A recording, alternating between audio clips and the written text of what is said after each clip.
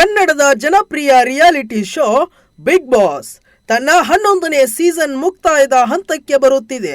ಹಾಗಾಗಿ ದೊಡ್ಡ ಮನೆಯ ರಂಗಿನ ಆಟ ಕಿಕ್ ಪಡೆದುಕೊಂಡಿದೆ. ಪ್ರತಿದಿನ ಪ್ರತಿ ಟಾಸ್ಕ್ನಲ್ಲಿ ಒಂದೊಂದು ರೀತಿಯ ಆಟ ಬಡಿದಾಟ.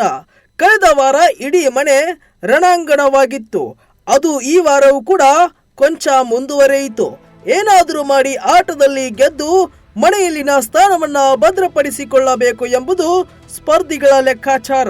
ಇದೆಲ್ಲದರ ಮಧ್ಯೆ ಬಿಗ್ ಮನೆಗೆ ಈ ವಾರದ ವೀಕೆಂಡ್ಗೆ ಕಿಚ್ಚ ಸುದೀಪ್ ರಗಡ್ ಎಂಟ್ರಿ ಕೊಟ್ಟಿದ್ದಾರೆ.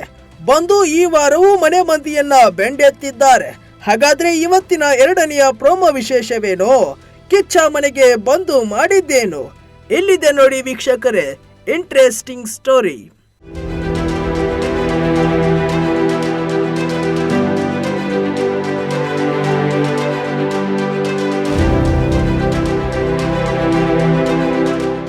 ಮನೆಯ ಉಸ್ತುವಾರಿಗಳು ತಮ್ಮ ಜವಾಬ್ದಾರಿಯನ್ನ ಮರೆತು ಆಟದ ದಿಕ್ಕನ್ನ ತಪ್ಪಿಸುತ್ತಿದ್ದಾರೆ. ಮಾತಿನ ಮಿತಿಗಳು ಮೀರುತ್ತಿವೆ. ಹೀಗೆ ಅನೇಕ ವಿಚಾರಗಳನ್ನ ಹೊತ್ತು ತಂದ ಸುದೀಪ್ ಮನೆ ಮಂದಿಗೆ ಕ್ಲಾಸ್ ತೆಗೆದುಕೊಂಡಿದ್ದಾರೆ.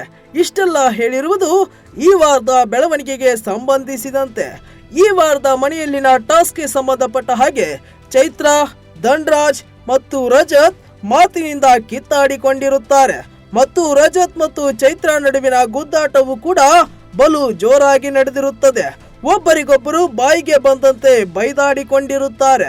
ಇದೆಲ್ಲವನ್ನ ಕಿಚ್ಚ ನೋಡಿ ಈ ವಾರ ಮನೆಗೆ ಬಂದಾಗ ಮನೆ ಮಂದಿ ಮಾಡಿರುವ ಎಲ್ಲ ಸರಿ ತಪ್ಪುಗಳನ್ನ ತಿದ್ದುವ ಕೆಲಸ ಮಾಡಿದ್ದಾರೆ.